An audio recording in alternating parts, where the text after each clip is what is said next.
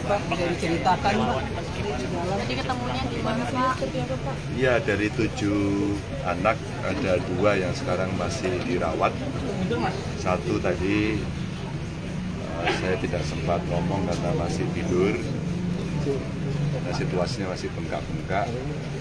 Yang 1 sudah bisa diajak bicara, hasil pemeriksaan dokter ya membaik, bagus ya, tidak ada gendang otak, tulangnya bagus, tulang tengkoraknya bagus, terus kemudian otaknya juga bagus, hanya memar-memar 1 patah dan sebagainya. Itu kondisinya.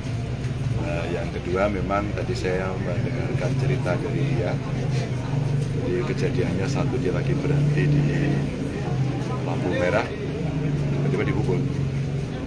Jadi ada cerita. Jadi kalau ada penjelasan lainnya, rasa-rasa harus ada pengadilan itu. Yang penjelasannya tidak ringlasur, semuanya sama.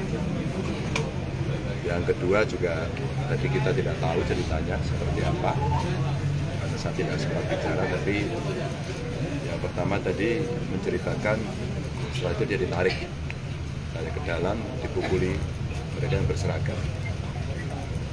Saya kira ini peringatan untuk siapapun ya, kalau ada yang melanggar kasih pada aparat yang harus menangani. Ini ada cerita main hakim sendiri. Ini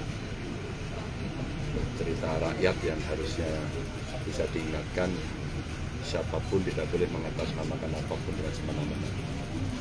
Kami akan lurus itu, dan kami komunikasi.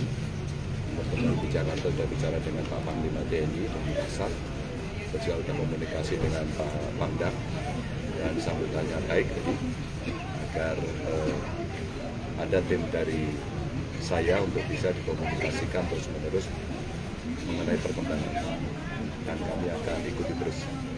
Sekaligus ini peringatan untuk siapapun untuk tidak melakukan tindakan semena-mena.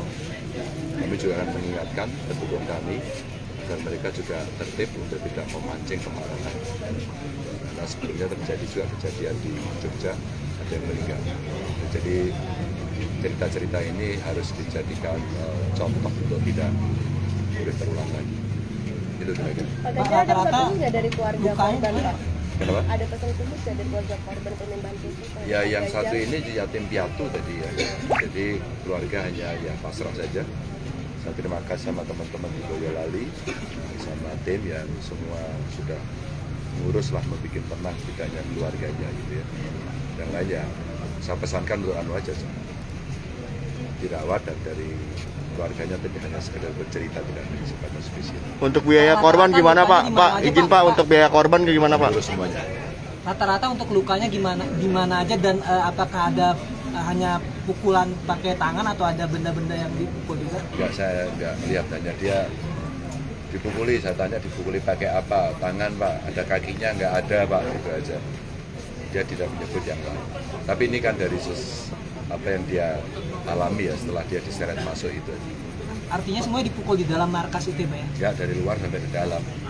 Pak, komunikasi dengan Panglima, apakah Panglima bakal menjenguk korban Pak atau gimana? Enggak, belum ada kata. Pak Ganjar, apakah nantinya akan diberikan bantuan dari sisi pembiayaan rumah sakit? Sudah kami tanggung semua. Sudah diurus sama teman-teman. Teman-teman di Boyolali kompak. Soal seperti itu langsung diberesin. Pak Ganjar, info yang beredar kan dia geber-geber, berarti tidak ada geber-geber sebelumnya. Tidak ada geber-geber gas motor kalau dari cerita korban. Kalau motornya itu mesti geber-geber, gimana ceritanya kemarin memang lagi geber-geber kok. Justru yang cerita saya dengar katanya ada komunikasi 2 hulu, nggak ada kalau itu. Jadi itu cerita lewat aja, dia berhenti dipukul gitu aja tanpa peringatan. Jadi ini tidak ada komunikasi sebelumnya. Karena saya ikuti ceritanya katanya diperingatkan, nggak ada ini. Kalau dari korban nggak ada. Jadi saya ingin luruskan agar tidak bengkok-bengkok. Saya kira hanya pengadilan yang bisa memutuskan dengan baik agar menjadi peringatan untuk kita semua. Saya datang ke sini sebagai bentuk pertanggungjawaban karena dia pendukung saya. Tapi saya juga mengingatkan pada pendukung saya untuk semuanya tertib mengikuti seluruh aturan. Itu aja. Ya, terima kasih. Apakah Anda juga makasih Pak?